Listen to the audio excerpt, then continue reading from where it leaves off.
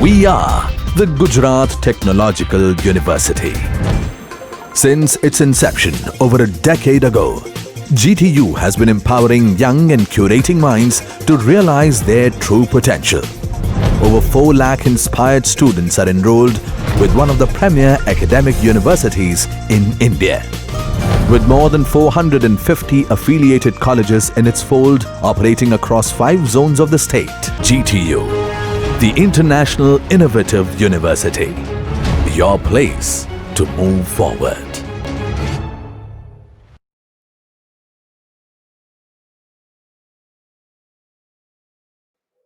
Hello and welcome dear students.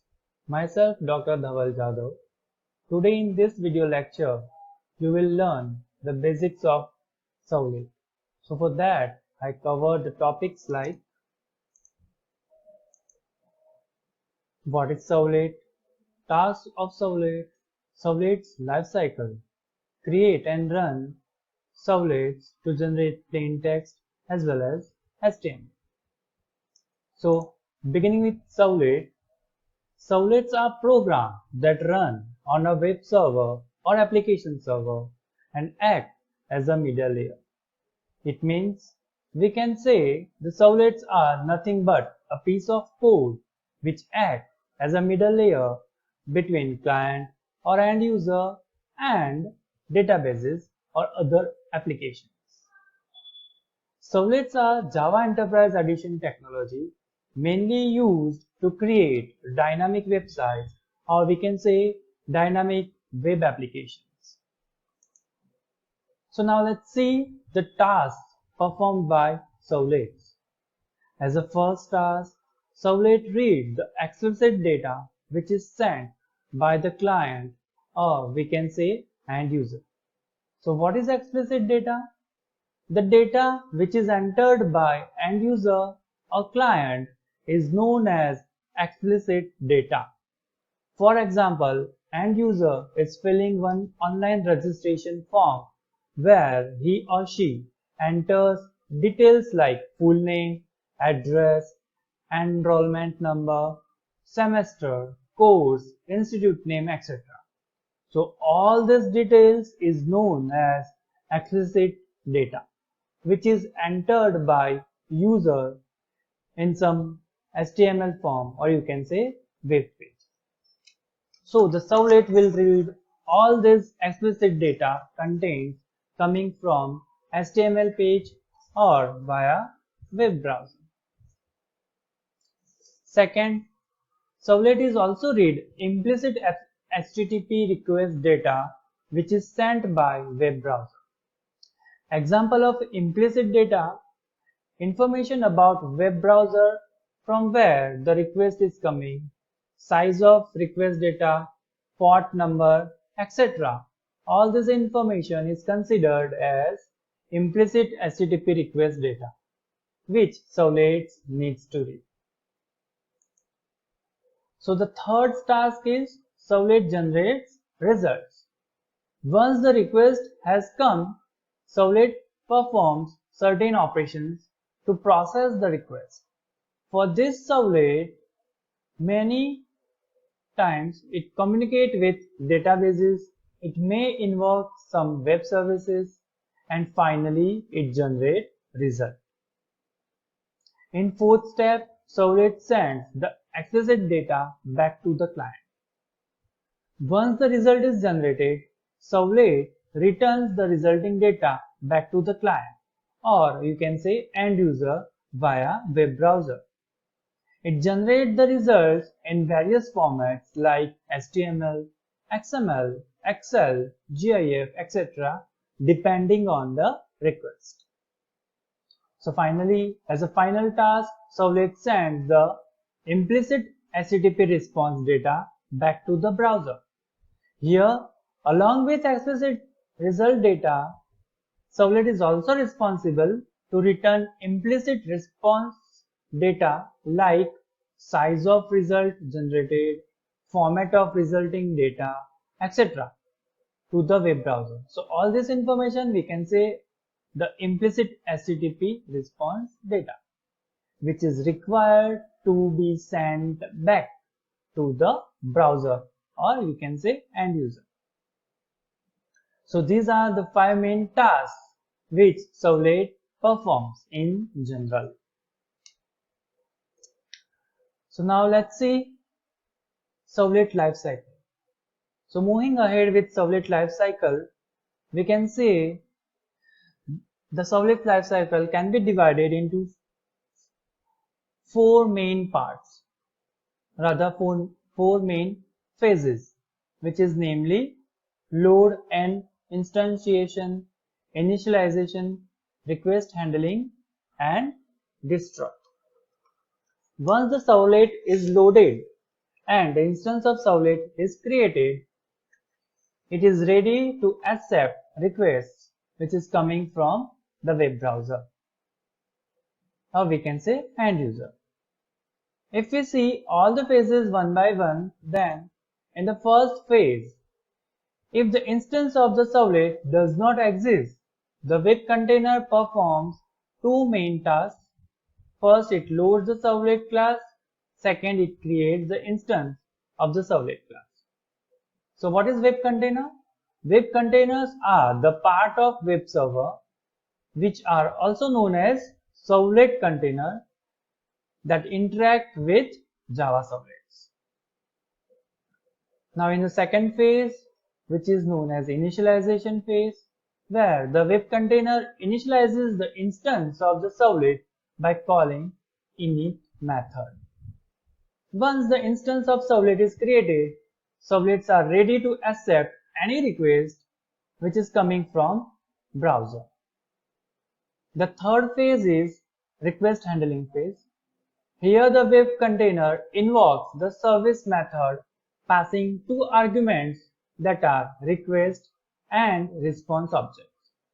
Request object is handling all the request parameters coming from the web browser, or we can say client, and response object is handling all the response parameters generated after processing incoming request. The final stage is destroy. Once the all task is finished and servlet is no longer needed for any purpose, then the container finalizes the servlet by calling destroy method. So this was all about servlet lifecycle.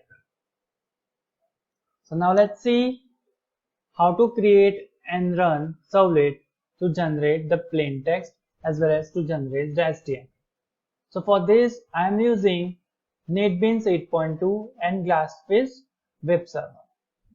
You can also use other editors like Eclipse and any other web servers like Apache Tomcat to create and run servlet programs. So let's see.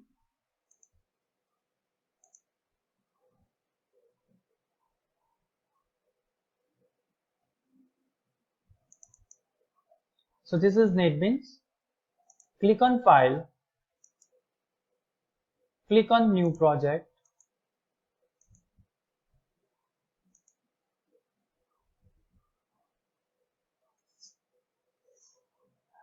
Here, select Java Web and then Web Application. Click on Next. Here, we need to enter the project name. Let's suppose Servlet _ demonstration. This is my project name. Click on Next. Here you can see the by default Glassfish server is already installed in NetBeans. Click on Finish.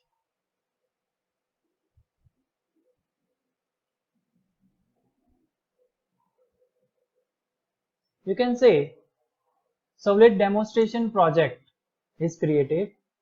Here we can see so many directories like web pages, source packages, libraries, and configuration files. Now as we need to create a Servlet page, click on source packages and that click on default package. Right click, go to the new and select Servlet. Here we need to enter the name of Servlet file.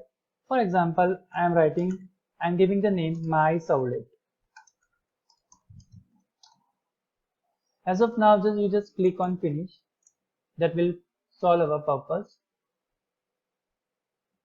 So here my servlet.java file has been created. You can see the servlet classes are same as typical Java classes. The only difference is servlet classes don't have main method. Here we can see our servlet class, which is named as myServlet, is extending HTTP servlet class. HTTP servlet has some inbuilt methods. We can see do get, do post, and get servlet info.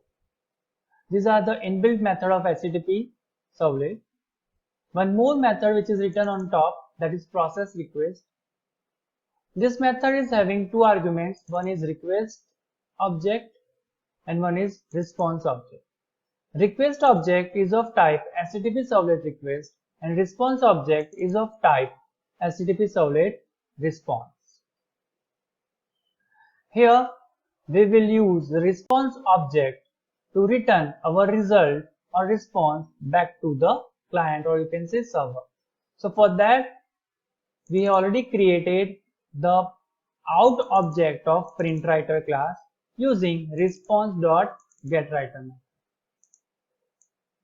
Now let's create out.println.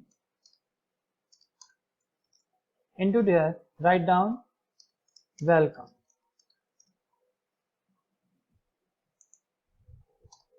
We need to write everything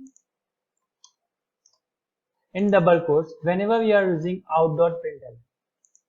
So out.println, in that I have written welcome. Now to run this file, before running just save it with Ctrl S. To run this servlet file, right click and click on run file. Click on OK. We will see the output in a web browser. So you can see the web browser is having the output welcome. So this is how we can create a servlet file to print a simple text. Now if we want to format this text with HTML, so for that we need to use HTML tags. Remember that whenever we want to embed HTML tags in servlet, we need to write the whole HTML tagging code in out.println. So let's do it. Let's take an example. Out.println, in that HTML,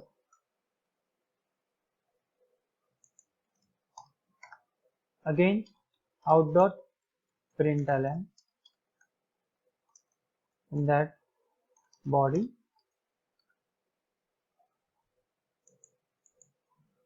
again out.println. Let's suppose we want to bold the content as well as I want to make it italic.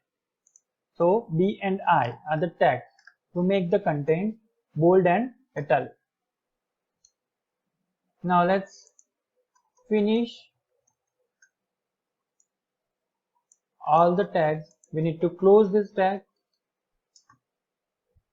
So let's close the tags by /i/b,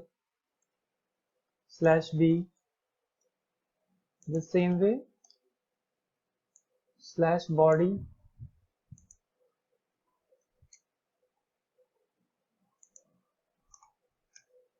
and lastly /html. So here we are expecting that the output should again print welcome with bold and italic form. Again with the Ctrl S, let's save this file. To run, right click and run file. Click OK. We'll see the output. So here we have the output. Our content is now bold and italic. Earlier it was simple text. I have formatted my content with HTML tags. So hope you understood the basic things of Servlet. So this was all about this lecture. Thank you for watching my video.